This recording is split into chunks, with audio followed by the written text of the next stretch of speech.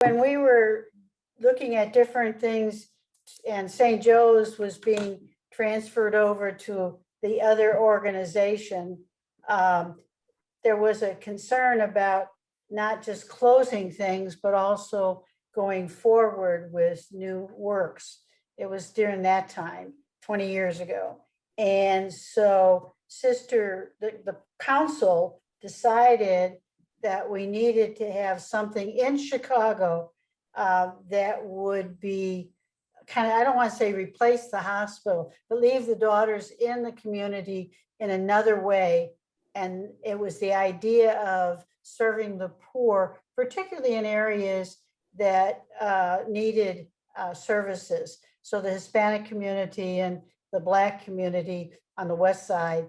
And so a committee was put together and formed to create a kind of what I call a launching pad to look at where. And so they created an area that we were given to look at. And of course, the first things you had to do is talk to the local bishops who were responsible for various deaneries or divisions. And so we met Sister Teresa, and I know I was with the group and met with Bishop Manns. Right, thank you. And so he suggested that we then contact priests of that deanery area, and those actually it covered two. And one of the parishes that the dean was Our Lady Help the Christian, which was on the west side. And the other one was St. Mark's, right in the heart of the Hispanic community. So it was Humboldt Park.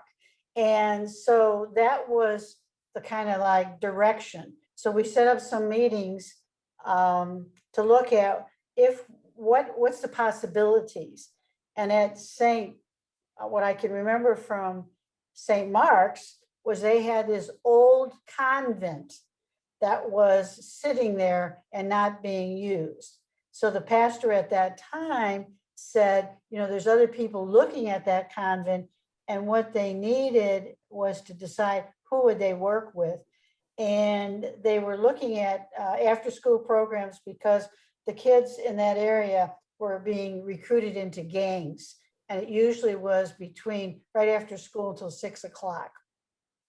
And the second thing was English as a second language. But the convent needed a lot of work.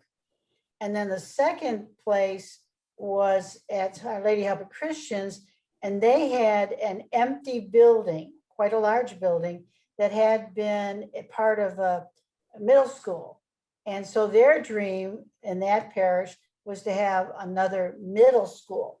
And they had been approached by the Christian Brothers to launch some kind of program there, similar to what they had on the south side called San Miguel.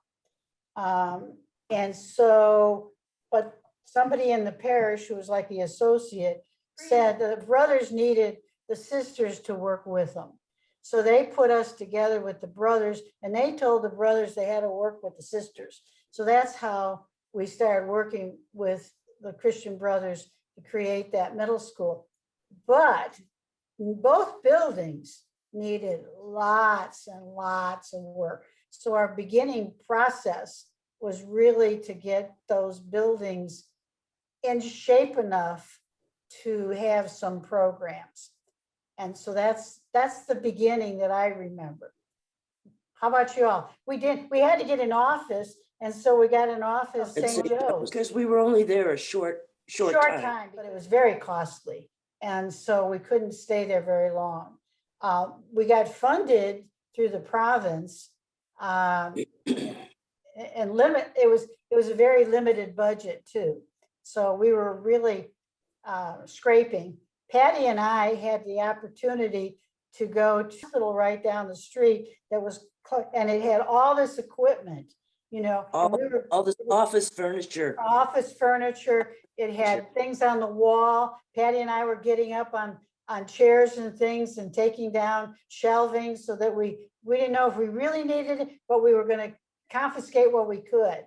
So we did, and then moved it over to that new office that we had.